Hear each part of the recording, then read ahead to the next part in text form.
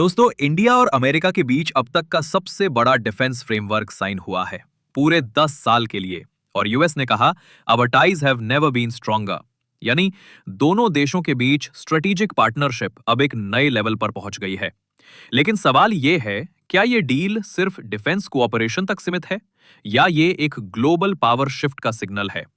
आज के वीडियो में हम समझेंगे ये 10 साल का डील के रियल क्लॉजेस क्या है, इंडिया को क्या फायदा होगा और कैसे ये पैक्ट चाइना और रशिया दोनों के लिए एक स्ट्रॉन्ग मैसेज है।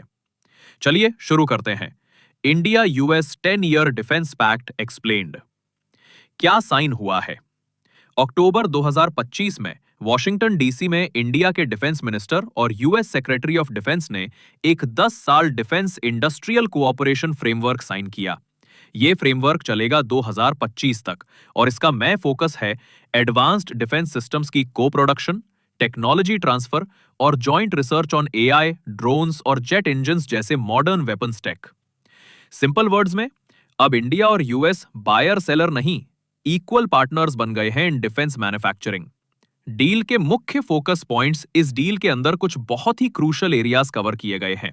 Jet engine manufacturing, GF414 engine India में बनेगा डीआरडीओ के पार्टनरशिप में। Naval technology sharing, aircraft carriers और एंटी सबमरीन टेक के लिए। एआई और space based defence R&D, next gen warfare के लिए। सप्लाई चेन रेजिलियंस, ताकि हम चाइना के डिपेंडेंसी से निकल सके। ये सारे पॉइंट्स दिखाते हैं कि दोनों कंट्रीज अपने डिफेंस इकोसिस्टम को इंटरलिंक्ड कर रहे हैं। मेक इन इंडिया को बड़ा बूस्ट। ये पैक्ट इंडिया के लिए एक massive make in India boost लेकर आया है। सोचो, अगर इंडिया खुद जेट इंजन्स, ड्रोन्स और राडार सिस्टम्स बना सके तो हमारा डिफेंस इंपोर्ट बिल कितना कम हो जाएगा।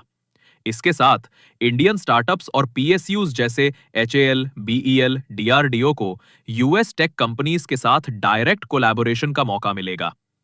सबसे बड़ी बात, अमेरिका अब वो रिस्ट्रिक्टेड टेक्नोलॉजीज शेयर करने को रेडी है जो पहले सिर्फ नेटो एलाइज को मिलती थी। यानी इंडिया अब एक ट्रस्टेड डिफेंस पार्टनर बन गया है। अब जियोपॉलिटिक्स की बात करते हैं। ये डील एक क्लियर मैसेज है चाइना के लिए। यूएस चाहता है इंडो पैसिफिक रीजन में इंडिया एक मेजर रोल ले, स्पेशली क्वाड के फ्रेमवर्क में। अगर साउथ चाइना सी या ताइवान रीजन में टेंशन बढ़ती है तो इंडिया और यूएस के डिफेंस कोऑर्डिनेशन और इंटेलिजेंस शेयरिंग काफी इंपॉर्टेंट हो जाएगी। और हां, ये रशिया के लिए भी एक सिग्नल है। इंडिया अब अपने डिफेंस इंपोर्ट्स डाइवर्सिफाई कर रहा है।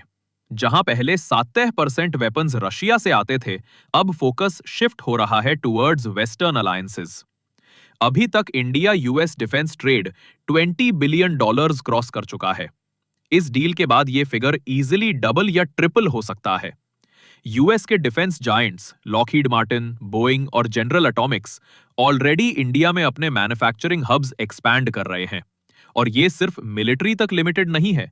साइबर सिक्योरिटी, एआई और एरोस्पेस जैसे सेक्टर्स में भी इसका लॉन्ग टर्म इंपैक्ट होगा।